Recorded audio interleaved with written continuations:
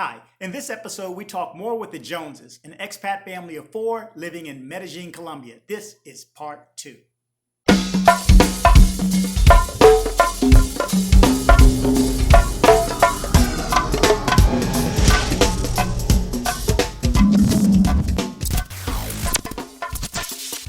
One question I always get is it safe? Because that's the first thing everybody goes back to what they know from watching Netflix. You know what I'm talking about, watching this series. And I never watched that series until I moved here. Really? Oh. And then I just wanted to see where things happened and so on. I never watched that before moving here. That's actually kind of good. Because, Yeah. and the reason why I say that is there's a big misconception as to the whole Narcos thing and what it really is. That happened, 20, 30 years ago. And so it doesn't exist now. As a matter of fact, they're trying to erase that from the history.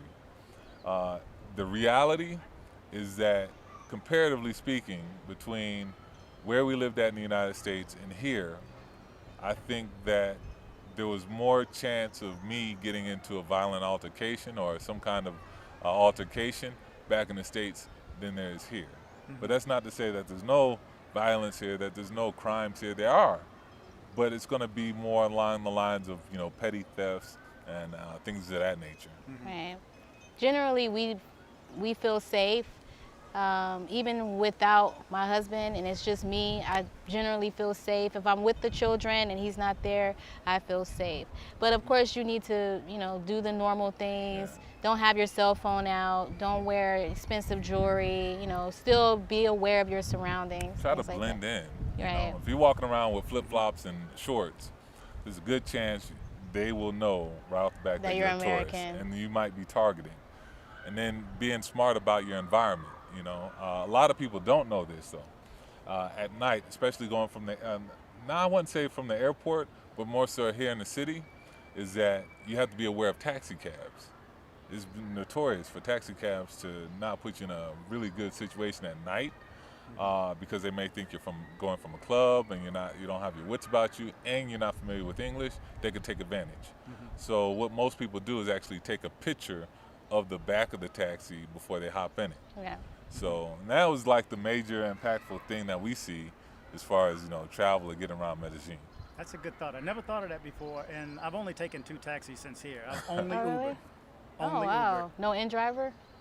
No. Uber. Not even in-driver? So a lot of That's- people. Oh, you never heard of it? A lot of no. people you'll hear about this application. It's called N-Driver. N-Driver is used by a lot of Colombians, and you can save a lot of money.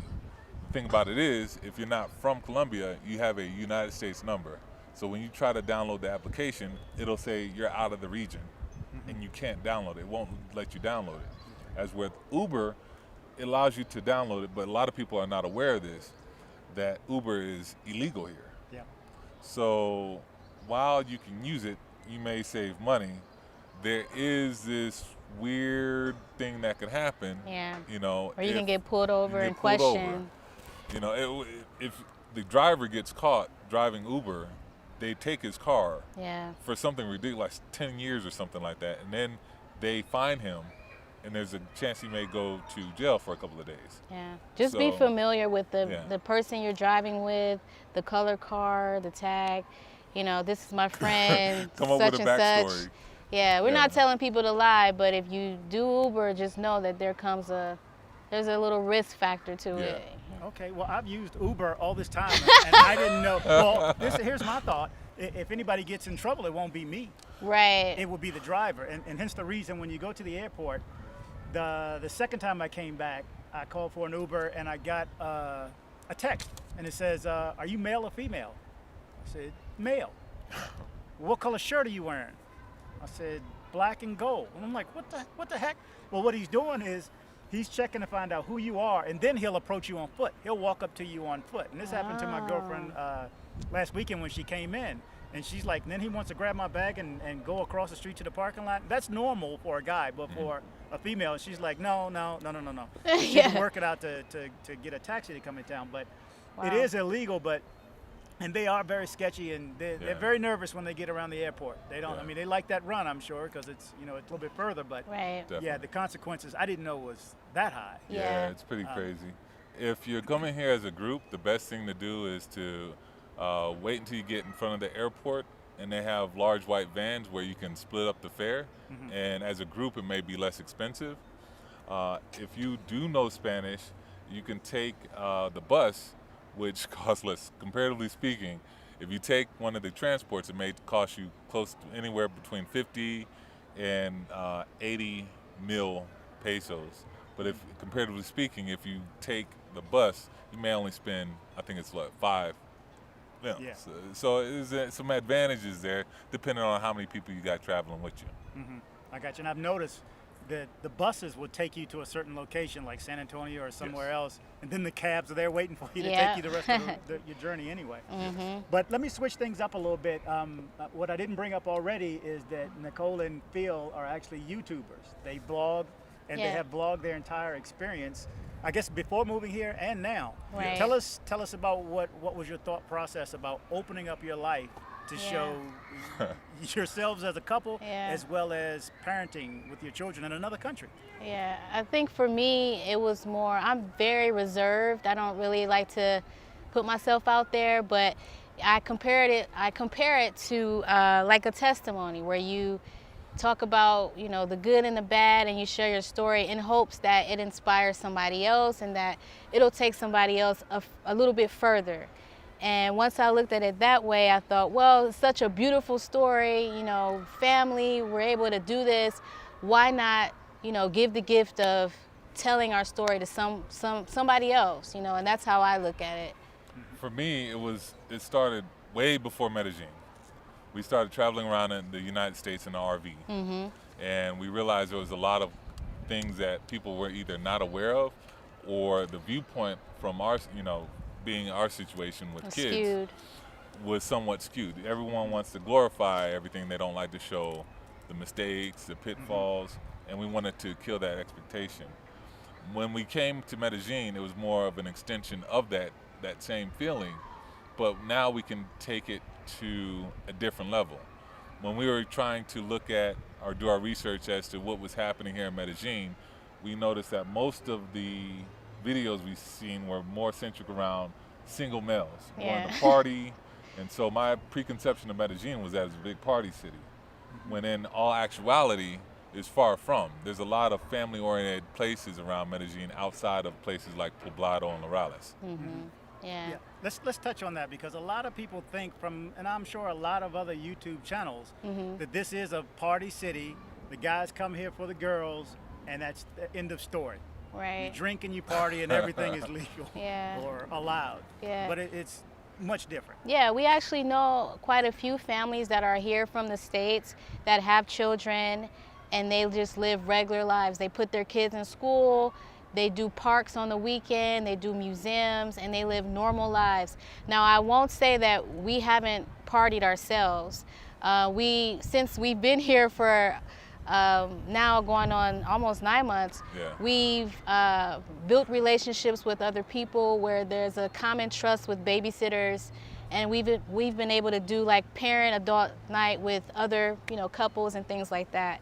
But for the most part, we like to do a mix-up of everything, right? Restaurants, parks, clubs, museums, and kind of keep it, you know, just like a normal life, I think. Now, the interesting thing about Medellin is that you can go from a party town to a residential neighborhood in a matter of a few blocks, where you have the notorious areas such as Poblado, where there are a lot of bars, a lot of tourists there, a lot of tourism happening. You're going to see that party type atmosphere. Whereas where we're at now, it's more residential, it's more laid back, and you'll see those differences, which I think are major compared from one side of the city to the other. Yeah. Exactly. Now that brings up where we are. How did you decide to move to this area? And I'll pan around and show it after we're done, but I mean, this is a beautiful area, and you guys have an awesome view of the city, one thing this city has is a lot of places to see, a lot of great views. Yeah. And this is one also, and we're right next to Tres Cruces mountain, which I think we both hiked. It was rough. It was rough, old brother, let me tell you. It was a series of events. So, and I recommend this to anyone. My wife found the perfect Airbnb. It was almost like, I don't know if how much. Oh, okay, all right. So it's far from perfect, but it got us in the area that we needed to, or around the area that we thought we wanted to be in. Right. That allowed us to take short little adventures around the area, become more familiar. As we did that, we started finding opportunities which were a little bit closer, and we said, you know what, we like this area. We decided we like the area. But because of that, it led to where we're at now. Right. You expand the amount of area you're familiar with, you become open to more possibilities, which can not only save you in the quality of life you have, but it can save you in time and money, depending on what kind of deals you can find. Yeah.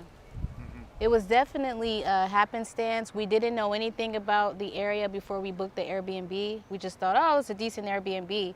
But turns out we actually liked the area. And it worked out. I know for other people, their stories are a little bit more different, where they didn't have such luck. But we only looked for one apartment. Airbnb was questionable. And we ended up finding the right apartment. It was just, I think it was 2 apartments in this place. Yeah. It was one or the other. We picked that one, and that was it. It was very smooth. So with your experience, what's the advice that you'd offer anyone that's watching if they want to move here as a family? What's the first thing you do? Do you get an Airbnb for a week or for a month and then branch out from there? Well, one of the things that we've been trying to compile is data to help other families move over. And so the way we found an apartment, how the way we got our kids enrolled, how the way we got involved in the community was a step-by-step process. But we documented this down, so if other people are coming here, we can help them out. Right. I would definitely recommend coming here for a couple of weeks in an Airbnb. Get familiar with how Colombians do business, and then from there, make your decision, because you will need documentation for sure. Yeah, it's very much based on documentation and not credit. Since you're, depending on how much time you're planning on spending here, if you're just going to be here as a tourist, you might not want to, I don't think you're going to be able to get a long-term rental. So you're going to be restricted to your Airbnb. And depending on what type of area that you're going to be in and what your mode is, depending on your visa, you may be open to other opportunities that you might not be able to see otherwise. As far as resources, for expat resources, Sweet Georgia Cafe, which I've spoken of quite a few times and done a few interviews there as well. Yeah. That's been a good resource for me to meet other expats. You know, again, we all decided we're tourists. We don't like tourists ourselves. But that is one location that you can go and get resources. Also, some Facebook Facebook groups. Yeah, Facebook groups. Any other suggestions as far as resources? Facebook groups helped me out tremendously. I was on Facebook groups even when I was in the States. I was trying to make relationships with people, over the internet. And that's actually how I found the people that we know now, is through it was a football game happening, and we said, let's just go. We were here 1 week, and we went to this football game, and that's how we pretty much met everybody in this particular group. And that's how it worked for me. Do you have anything? So it is about your involvement. Facebook groups, I think, really helped. I didn't see too many YouTube channels that were like that, and that's why we started up ours, Traveling Jones. Yeah. And also being able to look or integrate into places like Sweet Georgia Cafe. They have language exchanges down here where you get more involved with the locals, but also other people that have the same background and intention you may have. Right. Now, to be honest, we only did Sweet Georgia one time. I did. When we first got here, we went on a Monday. I did more than once. And then after that, we kind of did our own thing. But we only took advantage of that resource once. But, if you're coming down here and you're new, take advantage of that resource. You'll meet a lot of different people who will offer you, a lot of information. So that's definitely a good first stop. Yes. Within your For first sure. couple of days, you're going to run into and you may run into somebody that you know, or that grew. I met a guy who grew up 3 blocks from me. Wow. I'm a year older than him, so we know elementary schools, everything. And Wow. go figure, from Washington D.C. we're here. yeah, Wow. I So- met someone like that too. Yeah. Yeah, we had a big age gap, but he went to the same elementary, same That's middle. crazy. Yeah, Yeah. it's crazy. So traveling, I know you traveled across the U.S. You mentioned Costa Rica, Mexico, any other countries? Nope, That's just Mexico and Costa Rica. We like as soon as we started traveling outside of the U.S., we realized we know what we want, and so we're very targeted. One, I like scuba diving. Two, we like the beach and we like the water. So that's why we ended up in. Hence why we were in Key West for 3 months. And that's how we ended up in Key West. Yeah. So everything seems to be centric around that. The only thing that was out of place is actually coming here, where it's more landlocked. There's no water. There's no water, but the opportunities and the weather here kind of outweighed that. Yeah. Yes. Okay, so you just brought up weather. That's my number one reason for being here. Number one thing that I like about Medellin. I mean, we're outside now. This is amazing. It's 1 o'clock in the afternoon. The sun's straight above us. Yeah. And it's still beautiful Yeah. outside. And What's your top 3 things that you like? Oh, good question. For me, it's definitely climate. It's definitely not being able to, or not having to drive. And then I would say the people here are very amicable. They speak hello, good night.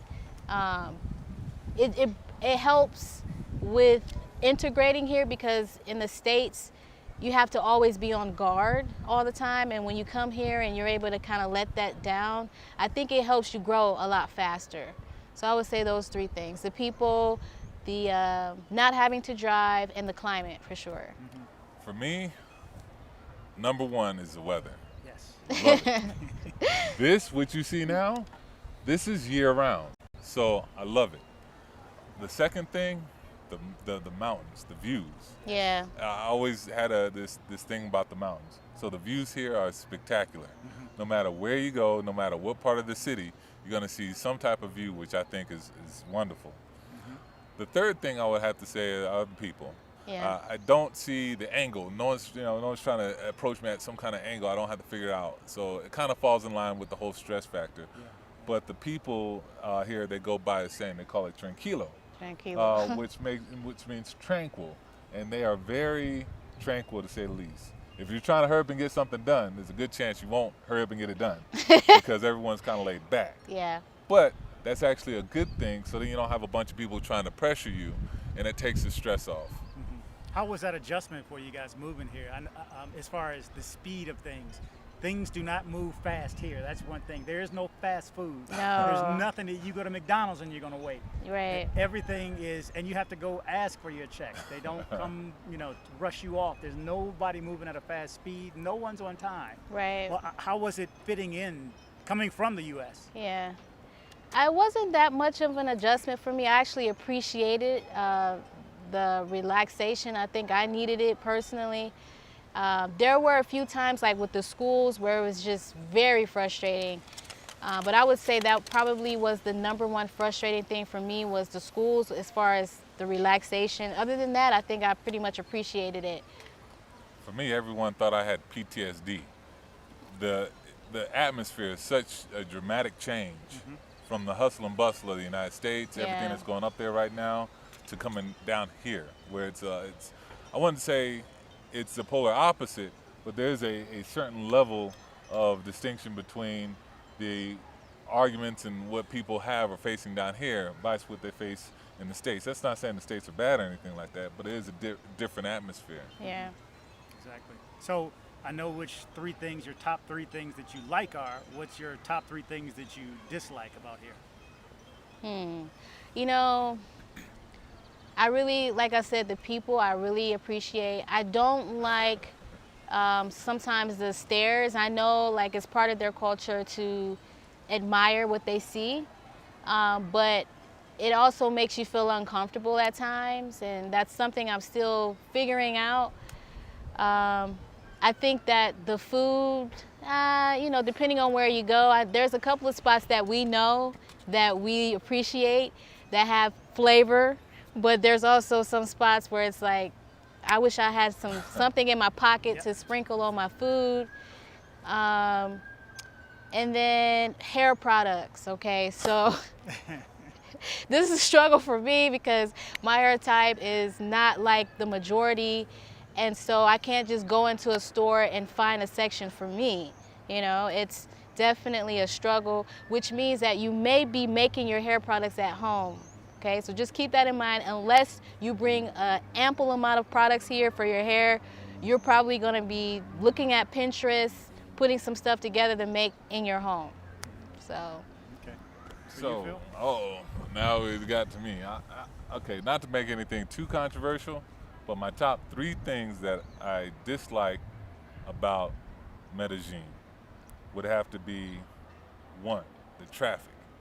Even though I'm not driving a car, you still have to travel from one place to the other. So depending on what part of Medellin you're going into, the traffic could be very crazy. Yeah. And Poblado is known for having one of the worst from what I see and from what I hear, Poblado is far worse in traffic than any other part of Medellin. The second part would have to be, let me think about this. The second part would have to be the food. I'm a foodie. I love food. And so I have this expectation that when I see something that looks delicious and sweet, I get delicious and sweet. But here, you're lacking. Oh, good catch.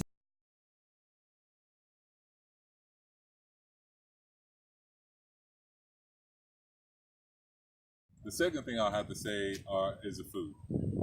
Although I'm a foodie, and so I like how the way food tastes. I need certain things in my food. If I have a cake, I want it to be sweet. If I have other food, sometimes I want salt. But the 2 things that you're lacking here are salt and sugar. So if you're looking for something sweet, or you're looking for something that has a lot of spice to it, there's a good chance you will not find it. So that would probably be my second thing. The third. Okay, so this transition. At first, it was the money. If you're visiting here, if you're a tourist here, getting your money out of an ATM, your exchange rate may be horrible and you'll get fees. So I would just suggest using like a credit card, something that you can use internationally where you might get actually save money. But if you're going to be here long term, you want to start transitioning your money over to Colombian pesos. If not, again, it could be really difficult. And that was And we'll actually talk about that more on our video coming up about budgeting and what we do and how we are able to manage living here. We'll go more into detail, but that's a good one about the transfer rate or exchange rate. Okay, well, guys, I appreciate your time. I'm going to wrap it up here, but you just mentioned that you have a YouTube channel. Yeah. It is A Traveling Jones. Correct. A Traveling Jones. The information will be below, and there'll be a link also for it. So again, I appreciate you guys' time. It's a beautiful day. You have a beautiful location. I'm going to pan around a little bit and do a couple of shots just to show you guys where we are. But what's the part? I cannot say this correctly. Loma de los Bernal. You'll hear different versions of it, but in general, it's Loma de los Bernal. You'll hear Los Bernales, Los Bernal. So there's different variations of that. If you're trying to do some research on here, as far as the area, we also have some information posted on keepmydaydream.com. And on keepmydaydream.com, you'll be able to look at airfare as well as some good Airbnbs and have access to our blogs so you can kind of peep out what we've been seeing and what we've experienced here in Medellin. And so that's keepmydaydream.com, and we'll have a link to that, and also our blog, our travel blog. Which is interesting. I watched it one the other day. You guys are grocery shopping. Oh, yeah. Well, yeah, so all that information will be below. But I appreciate you guys' time. Thank you. Thank you. Thank you so much. Thanks, Nicole. It's a pleasure.